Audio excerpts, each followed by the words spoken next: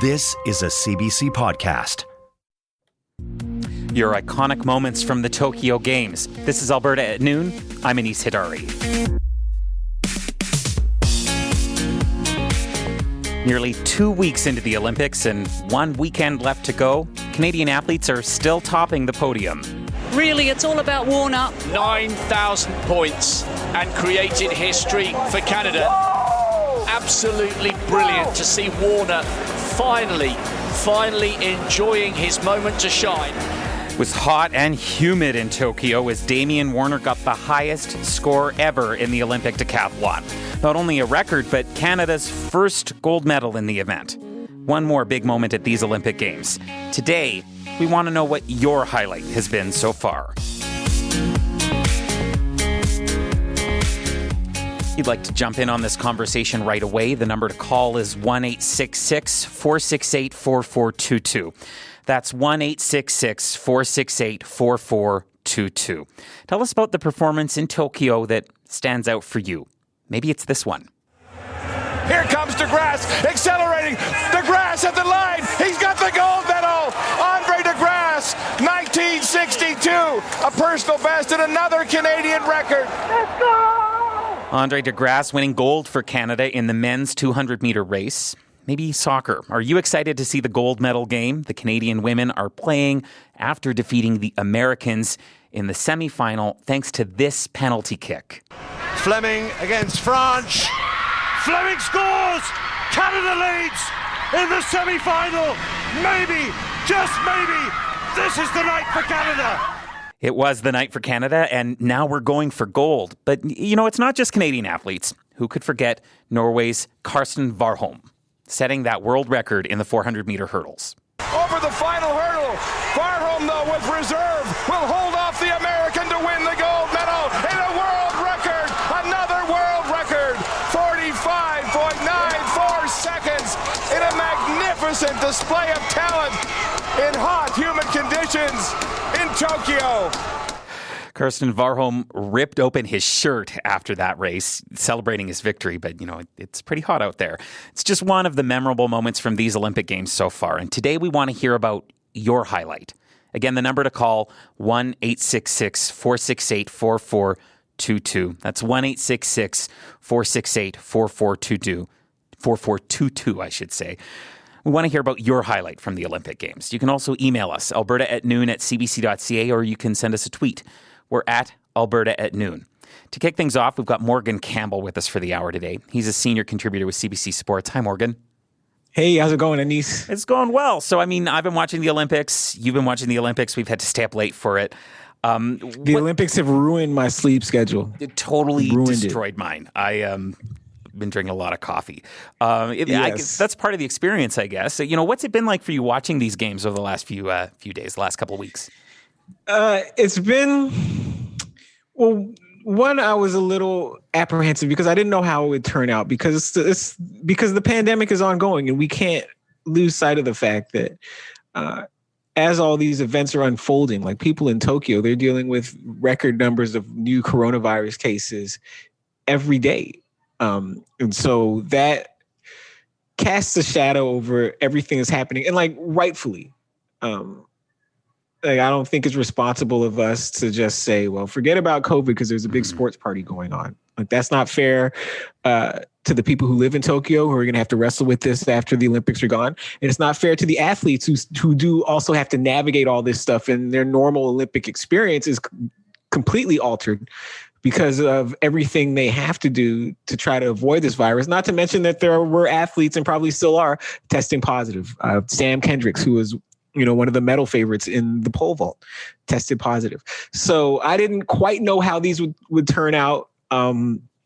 Thankfully, there haven't been too many positive cases among the athletes. But the fact that these athletes can get out here and perform the way they have during a pandemic, prepare and perform, again, is a testament to their talent and their professionalism, and they're cool under all sorts of pressure. Like I wouldn't have. I'm not a gambling man, but I wouldn't have bet like on two people in the men's 400 hurdles, not just beating, but obliterating the previous world record. Yeah, we've seen a lot of records. And I know how good Karsten Warholm and Rai Benjamin are. So Rai Benjamin, like if you had told me somebody in the 400 meter hurdle final is going to run 46.17 seconds, I'd have been like, wow, that's an amazing time. That person must have won by a pretty wide margin. And then find out that that person lost because somebody else ran 45.9 is nuts. Same thing in the women's 400 meter hurdles with Sydney McLaughlin and Dalilah Muhammad. If somebody had told me, hey, someone's going to run 51.58 seconds, which we'll get you we'll place you in a lot of like a national class 400 meters with no hurdles. And then you learn, oh yeah, by the way, someone else is going to run 51.4. I wouldn't have bet on it. But last thing on Warholm, whatever he's putting in his coffee, I want some. See, I'd be afraid to have whatever's in his coffee. Always wound tight and keyed all the way up. Like energy scale of 1 to 10, he's on a 13 anytime you see him on camera. I want some of that Karsten Warholm coffee. That was just one of those moments where your jaw drops to see those records blown through. And then he just like rips apart his shirt. I know that I was kind of gobsmacked to see how fast those people were. And I want to know from anyone listening, what stood out for you? What have you watched and just gone, oh my God? Call and let us know. What is your iconic moment from the Olympics? What performances have really stood out? The number to call is 1-866-468-4422. 1-866-468-4422. We want to hear what performances have really stood out for you in the Olympics. I'm talking with Morgan Campbell. He's a senior contributor with CBC Sports.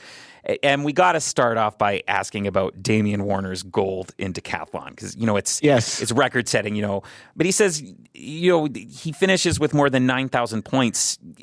What does that even mean? How significant is that?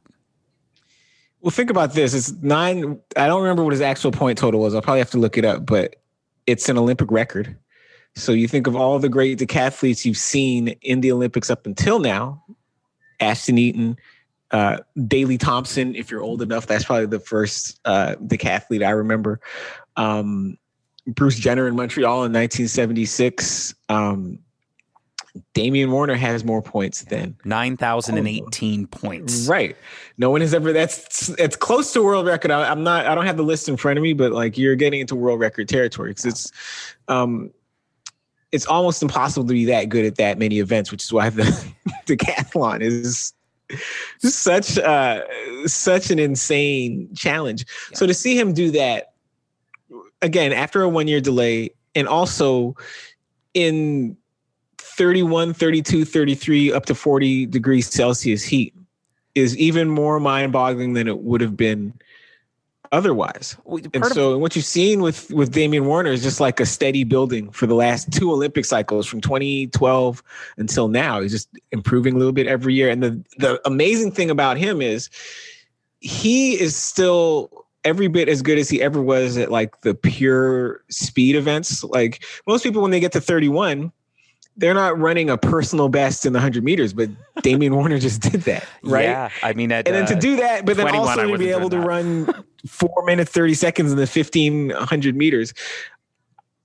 I did not know until today that like it was possible to combine all those attributes in one person. You're talking about these delays that they had over, not just that the Olympics themselves were delayed for a year, but he's been trying over multiple periods of time. But the decathlon itself is stretched over multiple days. And I know for myself, I'm like, I don't know that I could do that much in a couple of hours, let alone over a couple of days. What do you think it's like for an athlete to stay in that headspace for so long? I have no idea. Like, because for me, myself personally, I have never been in any type of athletic event that long. Like the closest we had was as a much younger man, I played a little football in university at Northwestern, which for you guys, Meghan Markle went there a little bit after me. You're in but good we company would have then. like three-a-day practices this time of year. So you practice an hour and a half, have an hour off, another hour and a half, and then maybe an hour and a half at nighttime. And so after 11 days, like you're walking around like a zombie. But even that is different from like starting at 8 a.m. and doing events until 8 p.m, especially events like high jump, right? And pole vault that get longer. Like the more you do them, you might have 3 attempts, but you might have 8 because you keep going until you miss. So I met Damian Warner. It was about 8 years ago at a Nike event, and we were talking. But all we talked about was like beets, like the benefits of eating beets. Oh, like beets the vegetable?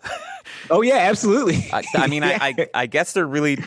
Maybe that's his secret. Maybe Damian Warner's secret is. But beets. I don't. But the thing was, I was the person that was into beets, so I don't know if he actually adopted it. Well, he might have taken your advice. He's a smart guy, charming guy, like low key guy, and about as humble of a Olympic gold medalist as you'll ever wind up meeting. Let's hear from Paul in Calgary. Hi, Paul. Paul, are you with us? Yep. So, Paul, what stuck out for you in these Olympic Games? I'm an old guy, and I didn't think skateboarding would be interesting. But when I watched those little girls, 13 years old, and I don't know what age, really putting it all out on that skateboard park, it was pretty interesting. It was a tearjerker for me. Oh, how so? What made it a tearjerker for you? I have 3 girls. In my day and age, it was hard to get them involved in sport, and there wasn't a lot of openings for them. And now it's open to all of them. Even that canoeing or kayaking was the first time for women. It was really good to see women involved. Period. That's interesting to hear that it was skateboarding that really brought that home for you. Was there anything that you were seeing, Paul, that maybe you didn't like so much? You know what? Let's talk about the other side of it. What disappointed you? The downside was for me was when I watched tennis, and I hear sport is all about the athletes and taking care of them, and the judges were refusing water when it was 32 or 34 degrees, and I remember the Italian guy, and I can't remember who was playing, was basically fainting on the court and couldn't move, and they refused them water. That really, I put a damper on my liking of that part of the Olympics. Yeah, the weather has been a real struggle for these games, I think, Paul. Paul, thanks for calling. I appreciate hearing from you. Thank you. Bye now.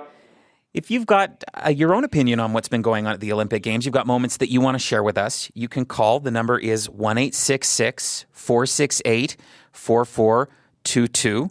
The number is 1-866-468-4422. Call and let us know, what are the Olympic moments that are sticking with you from these games? We've still got, a few days to go before the Olympics are over, but 2 weeks in. And we have Tokyo 2020 pins that we can give away to listeners who call in. So call, share your pin with us. The number is 1-866-468-4422. And I'm here with Morgan Campbell with CBC Sports. He's joining us for the hour. Morgan, Paul from Calgary was talking about the weather, how hot it is for those tennis players. And I know one of the things that we've all been sort of paying attention to is this soccer game that's coming up. And it just got moved because of the weather, right? The women's soccer final. Yes. And so now it's going to be, I think, tomorrow morning, although I get my time zones mixed up a little bit, but it's tomorrow morning at some point. How unusual is it for something that tomorrow morning Canada time? Yeah, tomorrow morning Canada time. Tomorrow morning Canada time. Yes. How unusual is it for a game like this to be moved because of the heat? Because that's a big undertaking, right? Probably not as big an undertaking as it would have been if they were selling tickets. Fair. So there's going to be a lot fewer people in the stadium, a lot fewer schedules they have to juggle or shuffle. But like they moved the entire marathon 500 miles north of Tokyo for this exact reason, because initially, before the pandemic, they had spent a whole bunch of money like resurfacing the marathon route. Sorry, it's a Canadian audience, resurfacing the marathon route. Okay? Yeah, guys, I'm a dual citizen. This is resurfacing the marathon route with some type of substance that was supposed to like reflect the sunlight or diffuse it, like keep it from getting so hot on the marathon course. And once they figured out this wasn't feasible, they're just like, forget it. Let's just move it to Sapporo and go from there. So this is not unprecedented. Just changing the timing of the game is not the biggest change. What I don't understand, well, there's two things. One is that the fact that these Olympics are taking place in July has everything to do with television money. The IOC makes so much of its money on TV rights, and NBC pays more in broadcast rights than anybody else. And NBC wants these Olympics to take place within this window, because when the 1964 Olympics, which were also in Tokyo, took place probably in October.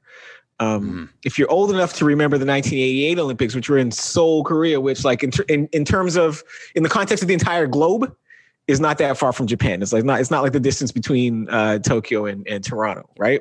Same general area of the world, the same thing.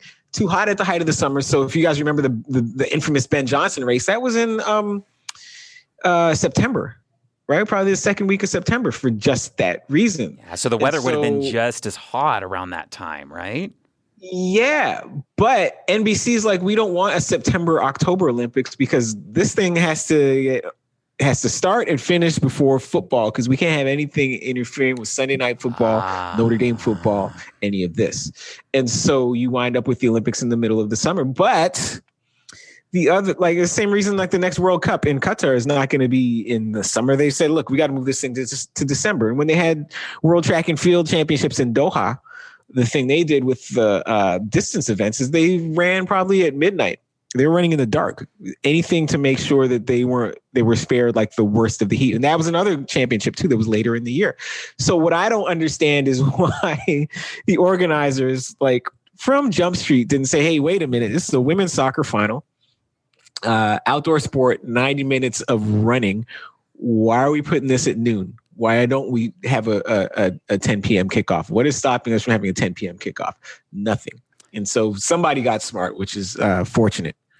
We got a couple of minutes here before we have to head to our own Olympic news break. So let's hear from some more callers. Musa, you're calling from Edmonton. Hi. Hi, how are you? I'm doing good. Thanks for calling. So what is the moment that stuck out for you? Yeah, there was a Tunisian swimmer by the name of Ahmed Hafnoui. And he was in the 8th lane because I guess his time was the last to qualify. And the guy just, relative unknown, 18-year-old kid racing against men. The Australians were strong. The Americans had some guys. And he started strong, middle was strong, and finished strong. It was really awesome to see, actually. Wow. So, like, this is just a young kid making it work for him. Yeah. How did it feel when you're watching someone that with so much left in his life competing at the highest level? What's that feel like for you as a viewer? I love that. I'm the kind of guy that'll go on YouTube and just YouTube greatest comebacks or biggest upsets, and it's got to be up there with one of the biggest upsets of this Olympics for sure. It was just a magic. And then because there was not a lot of people in the arena there, you could hear him just yelling and just like a cathartic type of yell, and it was just amazing. It was an emotional victory. It was really nice to see. Do you think anything else is going to top that, or is that the top of the pile for you? For me, that's the top, to be honest. There's one other thing I wanted to say that I think would be a kind of a nice idea. If they have like an extra lane in each sport where they have just a regular Joe kind of join just so people could see, to you it just looks like, they're swimming, I can do that. No, put a regular Joe in with them and show them how the regular person would just get blown out in any event. It would be kind of cool to see that maybe, or just have someone do a lap before the Olympians do, just to kind of show people this is very impressive what they're doing. Musa, I don't know that would make me feel very good about myself, but it would be fascinating to watch. We're going to hear from what the real Olympians are doing right now as we head over to our colleagues at CBC Sports for the Olympic Games update. If you're still on hold, please stay with us. We'll be back after 5 minutes. This is Alberta at Noon. I'm Anis Hidari.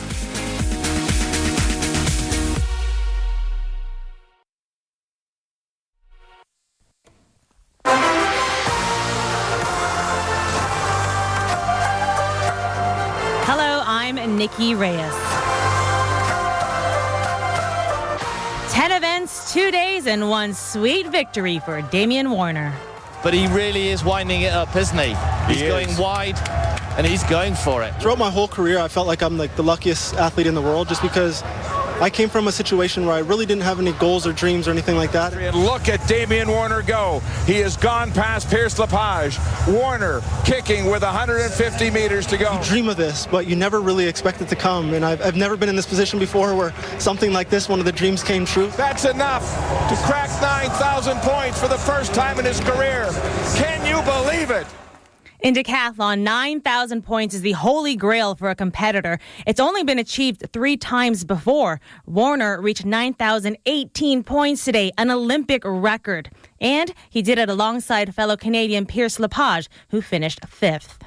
In addition to Warner's gold, Canadian Laurence Vincent-Lapointe earned silver with her performance in the canoe single 200-meter race. I don't know how I did it. That's the thing. I just did it. And now I'm done. I've done it. And that's it. She'll be back on the water, hoping to do it again tonight in the women's C2 500 meter. Her teammate will be Katie Vincent, who placed 5th in the final. Bronze medalist,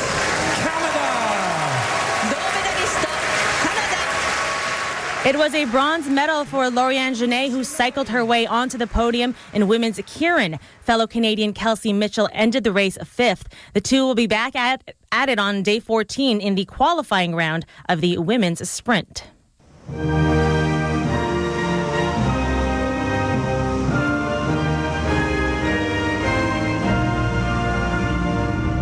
An emotional moment for Andre De Grasse as he sang along to the national anthem this morning wearing his gold medal.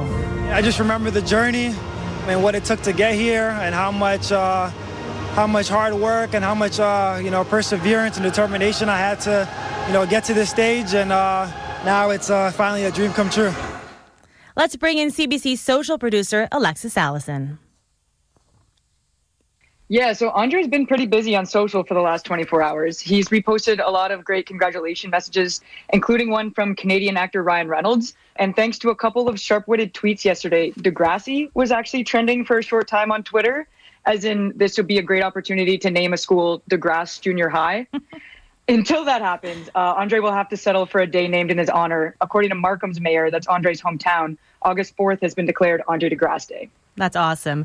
Tomorrow, he'll be looking for gold again in the men's 4x100 meter relay. But Team USA will surprisingly not be in that race. Yeah, so a huge surprise there. The U.S. 4x100 team obviously has a few of the fastest sprinters in the world, including Trayvon Brumell and Fred Curley. They finished 6th in their heat, and they didn't qualify for the final. After the race, 9-time Olympic gold medalist Carl Lewis, who's also from the U.S., he tore into them a little bit on Twitter. He actually wrote, "The USA team did everything wrong in the men's relay. The passing system is wrong, athletes running the wrong legs, and it was clear that there was no leadership. It was a total embarrassment." Carl Lewis actually pinned that tweet to his profile, so he's not exactly backing down from his hot take there either. What else is causing controversy at these games? So a giant sumo wrestler is causing a bit of controversy. Stay with me here. There's a large, lifelike sumo wrestler statue sitting directly beside one of the show jumping obstacles at Equestrian Park. Riders obviously have enough trouble keeping their horses on track, but this sumo statue seems to be spooking some of the horses. Twitter has dubbed the statue the Spooky Sumo, and you can actually see photos of it for yourself over on our CBC Olympics Instagram page. CBC social producer Alexis Allison. Other Canadians hoping day 14 will be their golden day. We're going to clean that up in the finals, open up the marks, and be more aggressive. It's good to, compete with these guys on a world stage. Everybody's out here watching. This is what they come here to see. Leave it all out there and see what I got. The men's 4x100 meter relay team will try to sprint to the podium. Training is harder on the body than this, so I'm really excited and really confident. Gabriella Debus-Stafford runs in the women's 1,500 meter final. And of course, we fought and clawed our way, and we've got one more game to win. Canada's women's soccer team faces off against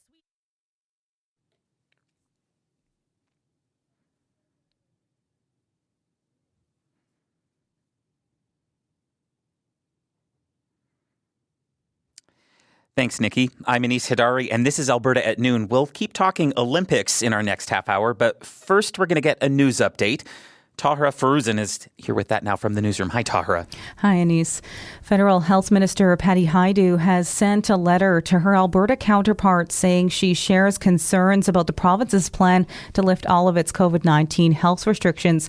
In the letter addressed to Health Minister Tyler Shandro, Hajdu says she agrees with the Canadian Pediatric Society's description of the move as an unnecessary and risky gamble. She says recent modelling for Alberta forecasts a more serious resurgence in cases fueled by the Delta variant, and all governments need to take responsible steps to protect Canadians. And an Alberta lawyer is going up against the maker of OxyContin next week, while Purdue Pharma is set to award damages to many communities in the U.S. through bankruptcy court. The Alberta lawyer is seeking compensation for Canadian communities. Grand Prairie's severe opioid epidemic is being cited as an example of the need for compensation in Canada. Grand Prairie currently has 2 clinics and a 21-day treatment program. The Grand Prairie Opioid Response Task Force says 35 people died from an overdose in the last quarter of 2020 alone. And turning to weather, a heat warning is in effect for much of the eastern side of the province. Edmonton today, mainly sunny, hazy, high 31. Tomorrow, a bit cooler, a few showers and a high of 24 expected. Today in Calgary, mainly sunny, hazy, high 29. Tomorrow, a few clouds, slight chance of afternoon showers and a risk of a thunderstorm, high 27 expected. Right now in Calgary, it's 25 degrees, and in Edmonton, we're sitting at 27. Thanks, Tahira. That's Tahira Faruzan in the CBC Alberta newsroom. I'm Anise Hadari, and you're listening to Alberta at Noon. So we're heading into the last few days at the Tokyo Olympic Games, and today we're asking about your highlights from these Olympics so far. What performances have really stood out for you? The number to call is 1-866-468-4422.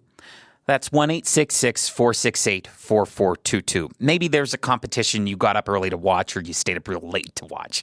Or if any of the wins or upsets caught you by surprise, you can send an email to alberta@noon@cbc.ca or join the conversation on Twitter. Our handle is @alberta@noon. We've actually got Sue from Calgary on the line. Hi, Sue. Hi there. So, what's been catching your attention from these Olympics? Well, I have to say, with COVID and the protocols that are in place, I really am enjoying watching the athletes in their own zone. They have no fans affecting their performance. It's just them and their sport. And I got to say that I'm really enjoying that. And I think it's affecting their performance. I'll be interested to hear from some of the athletes, when they get back, how that has affected their experience at the Olympics. Do you think it's been positive for them or negative, if you had to guess? Well, I think maybe it's 50-50. I don't know. That's why I'd be interested to hear from them. But what I'm seeing is the athletes in their own sport totally focused on what they are doing.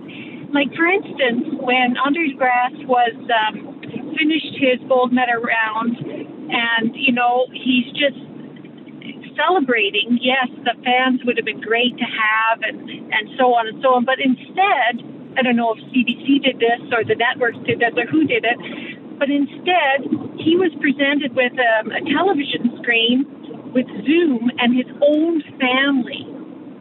Those are his big fans. Those are the people who sacrificed everything for him. And that was a real touching moment. Instead of, I guess a million people in the stands and so on. But we're all getting to watch it regardless. Yeah, the magic of television, to be sure. It's interesting you mentioned this, Sue, because we're going to be speaking with an athlete right now, actually. So thanks for calling, Sue. And if you want to call, the number is 1-866-468-4422. 1-866-468-4422. We want to know what your highlight from the Olympic Games is, and we have Tokyo 2020 pins to give out if you do call. In the meantime, though, I'm going to take Sue's question about what it's been like for the athletes and pose it to our next guest. Alberta's Kasia Grichala-Wierzchowski is part of the Canadian women's 8 rowing team, the gold medal winning women's 8 rowing team. They've brought home Canada's first gold in that event since the 1992 Games in Barcelona. Kasia's back in Calgary now, though, and she's on the line with us. Thanks for joining us, Kasia. Thank you so much for having me. So first of all, congratulations on your medal. It must feel great. Thank you. Yeah, it's pretty surreal. So, I got a series of questions for you, but we just heard from Sue, who's also in Calgary, and I want to pose her question to you. What was it like with no real fans in the stand? Your family's not there. There aren't people cheering on you. It's just you guys, everyone in your boat, your competitors, and the water. What's that like for you? Honestly, yeah, of course, it kind of sucked. I was really looking forward to going to the games, and rowing's not a huge spectator sport normally. So I had always dreamed of going to the Olympics with a really big fan base or people cheering and understanding what the roar of the crowd is like. And more importantly, having my family in the stands that I'd be able to hug at the end. So that was definitely a shift, but we knew what the protocols were, and we knew that we needed to be kept safe. And so in that sense, the protocols were there for us. And so, you just got to accept it and know it's for your own safety. And in that sense, I'm super grateful. But there was a moment in the Olympic final in the last 250 meters where I vividly remember thinking, man, it's really loud right now. I can hear people screaming and cheering. And it was the athletes that had competed that day. It was the media. It was our coaches, our support staff, and the coaches and support staff of all the other countries that were in our final or racing that day as well. So it did feel pretty cool to know that people were still there supporting us. So in that sense, yeah, it was really neat. Yeah, you had that Olympic family there supporting you as you crossed that finish line. I'm curious, you talk about those last 250 meters. Is that when you realized you had won? At what point did you realize you and your team had clinched the gold? No, the last 250, we actually had gotten walkthrough in the last 250 meters in the heat and the repechage.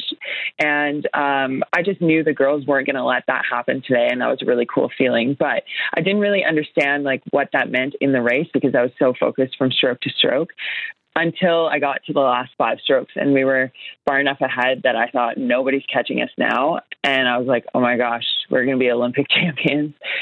Keep putting your blade in the water, keep moving. And then as soon as we crossed that finish line, it was total disbelief from all the girls. And I just saw my coxswain, Kristen Kitt, just jumping up and down. And that was just the coolest moment. Yeah, I was watching live on TV. I could see the excitement. And we could hear those folks cheering for you, at least on the television set.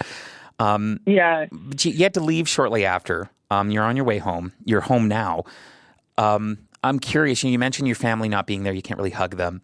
What's that feeling like when you see them for the first time you've gotten back to Calgary?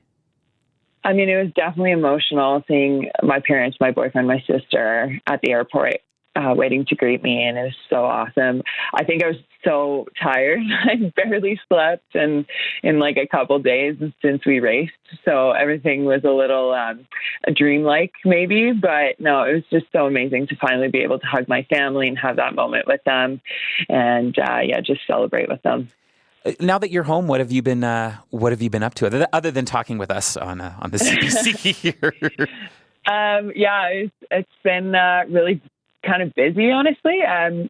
Just catching up with people, kind of making my rounds and visiting people that I haven't been able to see in a very long time, and kind of relishing the moment with them when it's so fresh, which is really a cool, very neat experience.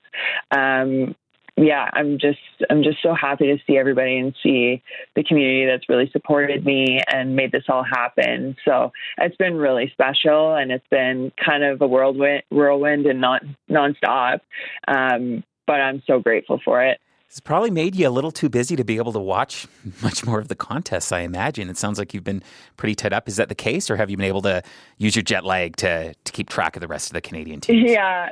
I actually have been waking up in the middle of the night, so I've been turning on the Olympics and watching some other friends compete, like in diving or, just like other athletes that I know. And so that's been really cool. And so 2 nights ago, I was watching Selena Toth in diving, and she's from Victoria. So, you meet athletes where you're centralized or through friends, or the sporting community is really tight in Calgary and Alberta and in Canada. So it's just really cool to be able to see other Team Canada athletes competing and really supporting them. Cash, I really appreciate you taking the time to talk to us. Thanks again. And congratulations. Thank you so much. Thanks again. Yeah, thanks for having me. Calgary's Kasia Grichala-Wysierski is a member of Canada's women's 8 rowing team. The team is back home after winning gold in Tokyo. This is Alberta at Noon. I'm Anis Hidari. I'm filling in for Judy Aldis for the next few days. And today we're asking about the most memorable moments from the 2020 Olympics in Tokyo. We want to know what's really stood out for you so far. The number for you to call us at is 1-866-468-4422. That's 1-866-468-4422. Call in and let us know what your iconic Olympic moment has been for these games. And we might have a Tokyo 2020 pin for you if you call in. We're going to hear from Dan in Fort McMurray next. He has called in. Dan, what are your thoughts? What stood out for you? Well, one of the things certainly has been Simone Biles and her statements about mental health and withdrawing from a bunch of her singles events. Like that was pretty neat thing to see. It seemed to be kind of sort of bucking the trend of just push through no matter what. And I think she made statements to that effect. And I guess the other thing that stood out to me is, well, I lived in Japan for 5 years.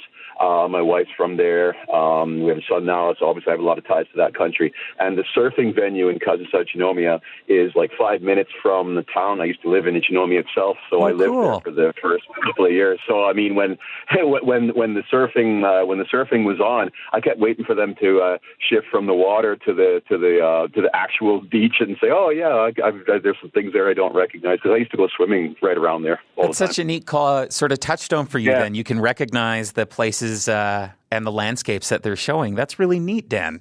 Yeah, absolutely. Yeah. Dan, thanks for calling. Appreciate hearing from you. No problem. Thank you.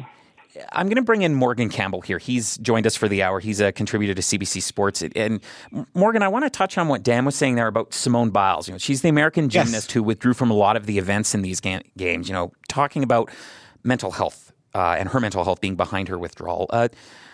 Have you been following that story at all? What have been your thoughts on that? Yeah, absolutely. And there's two aspects to it, right? There's the part of it that's about mental health and like the pressure and the anxiety that you feel around performing.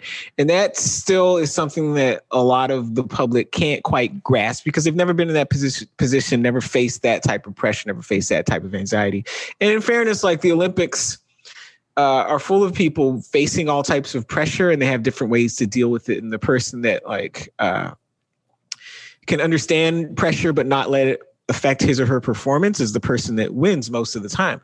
But there's also this thing about what she was very explicit about. She said, I got the twisties, which a lot of gymnasts said, hey, I know how the twisties feel.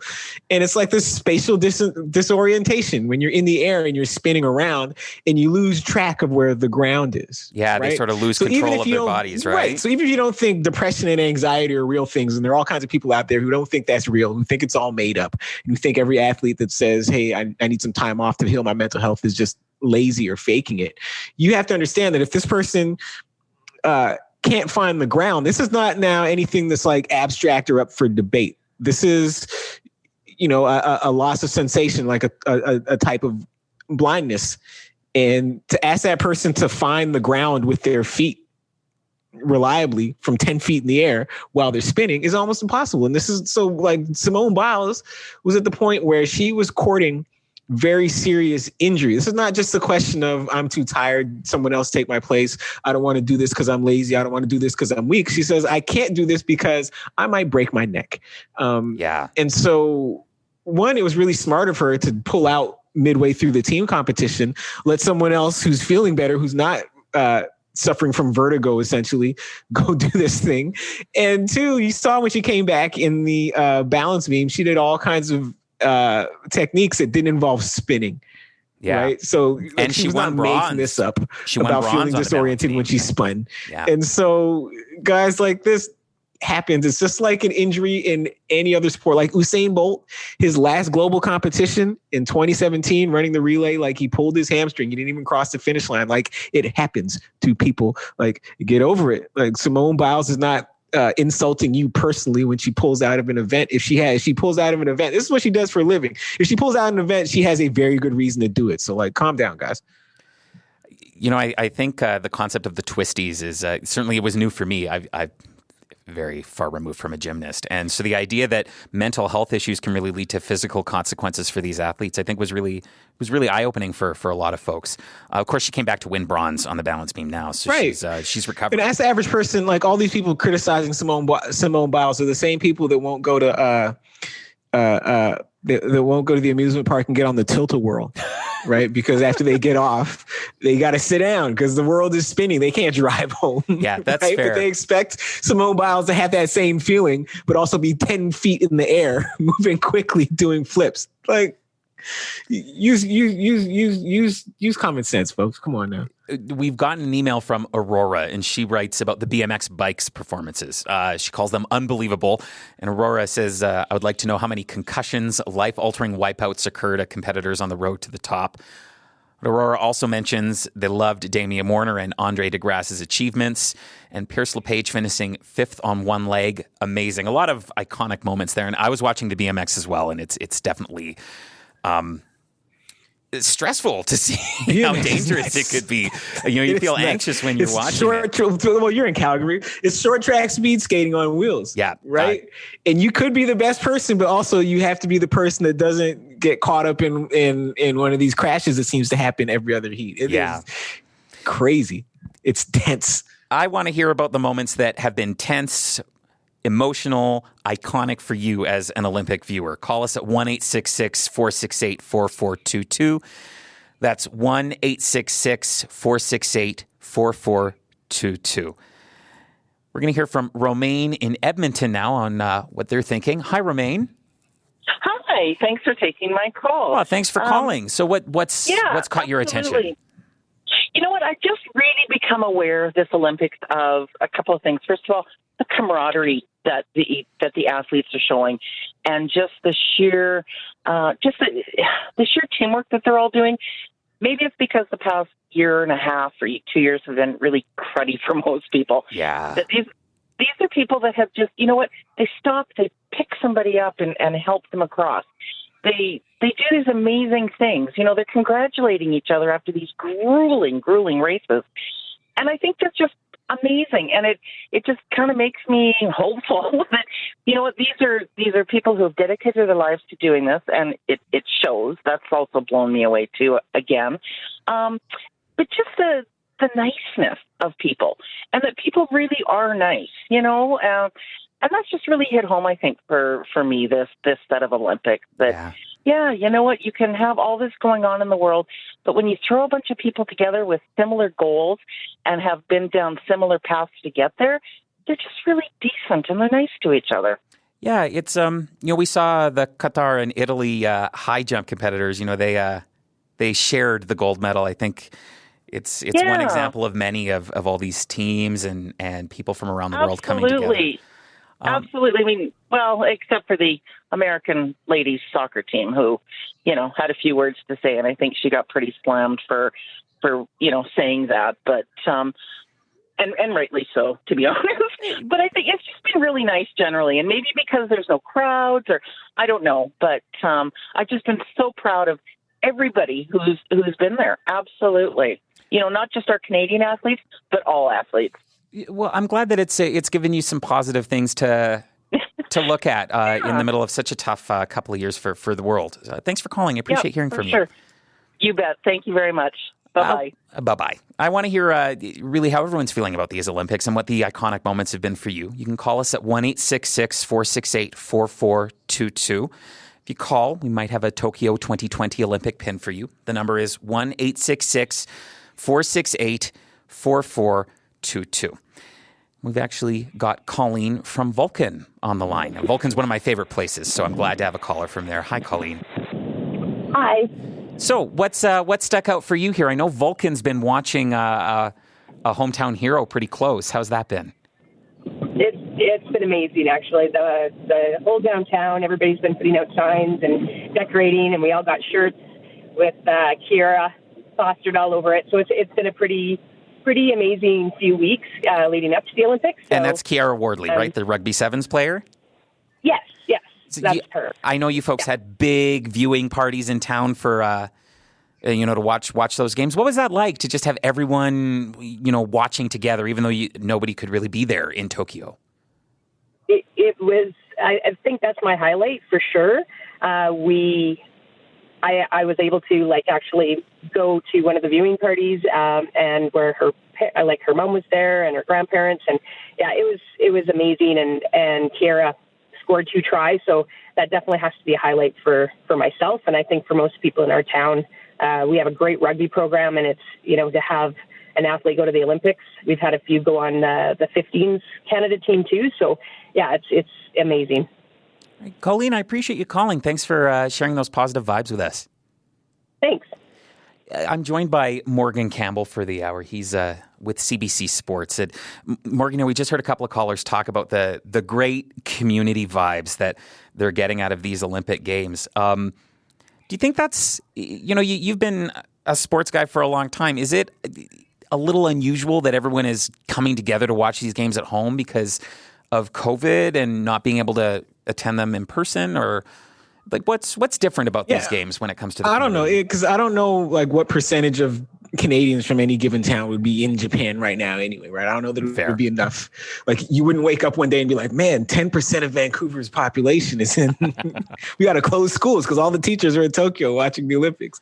But it is because of the weird hours. It is kind of it can feel like a club, right? Hey, and also because of social media, you can tweet about these things and see who's up at 3 a.m. watching Kieran cycling. Have you found anyone you've connected with by doing that yourself on social media?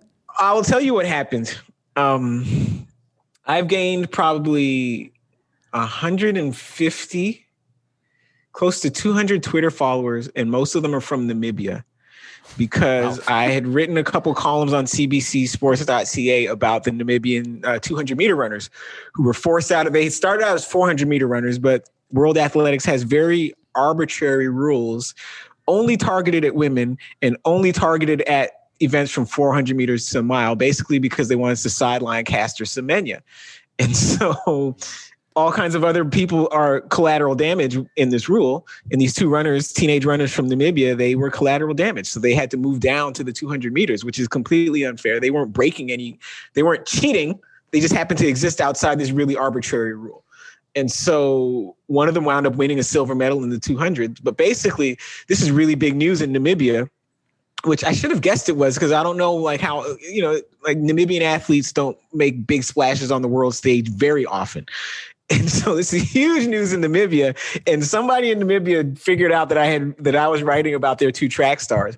So midweek, I just started getting all these followers from Namibia. It is amazing. I hope they stick around after the Olympics, which means if they're going to follow me on Twitter, I was tweeting this today. That means I hope they like boxing. I hope they like 90 Day Fiance. But here we are. I feel like you've got a lot of avenues for these folks to be interested, and it's fascinating to me that we're able to bring these communities together from around the world now.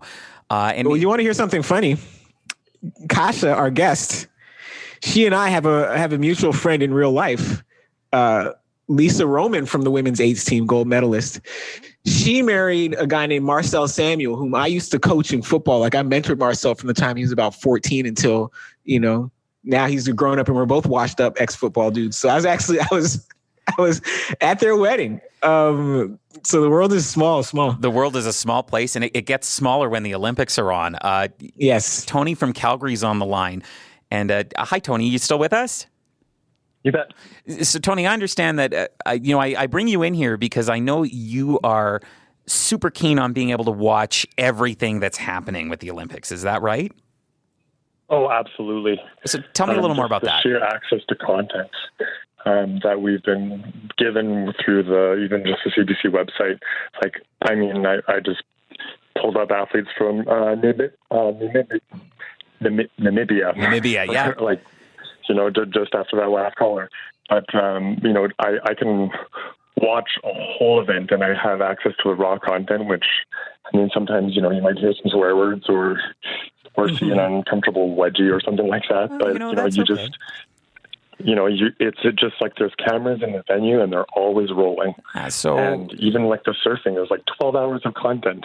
I fell asleep and woke up to waves crashing. That is a lot of surfing, but admittedly, it sounds like you're living in Calgary and you can connect with all of these events just the same way that Morgan can, that I can. We can all see anything we want at any time. And that's made a big difference for you as a viewer, I imagine, Tony. Oh, absolutely. I mean, it also extends the Olympics for me. I'm a few days behind. I still have things I want to watch. Well, you've got until Sunday, basically, because we've got a few days left. I mean, we're talking about these iconic Olympic moments, but there's still days to come. Tony, thanks for calling. Thank you. Cheers. Morgan, we've only got a few minutes left, but I'm wondering, we have a few days left. What are the things that you think people should be watching for? Whether they're using, the CBC app to watch anything they want at any point, or they're, turning on their TV to Channel 5. What should people be watching for? I'm going to do 3 of them really quick. 3.5. One, the men's basketball final, as USA versus France. And this is yet another referendum on whether or not NBA players are superior to the people that come from other countries, and whether or not Americans and the NBA community in general are just too arrogant when it comes to this tournament, thinking they can just take any 12 American guys who play NBA basketball, who don't play FIBA basketball, and think they can just make the transition, in a couple of weeks. Okay, so the U.S. was losing exhibition games. That's one. 2, the men's and women's marathons. One is, I want to say, Friday evening Canada time. The women's marathon, and the men's marathon is Saturday evening Canada time, because you've got 2 world record holders. I can't remember the women's world record holder, but she's in the women's race. She ran 2:14. She's from Kenya. And then Eliud Kipchoge obviously is very famous. He's like mainstream famous in the men's race. But what you never know is how people who excel in the big city marathons that have pacemakers and all this stuff and cool fall weather, how they're going to do in the Olympic marathon when it's hot and there's no pace setters. It's almost a different sport when they do it that way. And 3, obviously, men's 4x100 meter relay, which I want to say is tomorrow morning Canada time. We'll see if Andre de Grasse has one more epic sprint left in him. I don't think people appreciate how much it takes out of you to run all these rounds of the 100 and the 200 and to run as fast as Andre de Grasse is running. Because lots of people can run hard, only he can run that fast. But to run that fast is it's an undertaking. It takes a lot out of you. So for him to see him keep running the way he's running and keep summoning this speed is phenomenal. So we'll see if they can move up the podium this time. I don't even think I can change a channel on my TV that fast, so it'll be glued to that one for sure. I should say there's a Calgarian, actually, Trevor Hoffbauer, competing in the men's marathon. Yes. So we'll be watching. Former basketball player. Former basketball player as well. Yes. You need the leg length to really make that work. Morgan Campbell, appreciate hearing from you for the last hour. We've been talking about the Olympics with Morgan. He's a senior contributor with CBC Sports. Coming up tomorrow on the show, it's Friday. That means it's gardening day. And I'm going to warn you now, I'm really bad at gardening. So we're going to let you folks talk with the experts about it, and I will just be here to facilitate. I'm Anis Hadari. I'm sitting in for Judy Aldis this week. Don't let me kill your plants tomorrow. We'll talk again at lunchtime.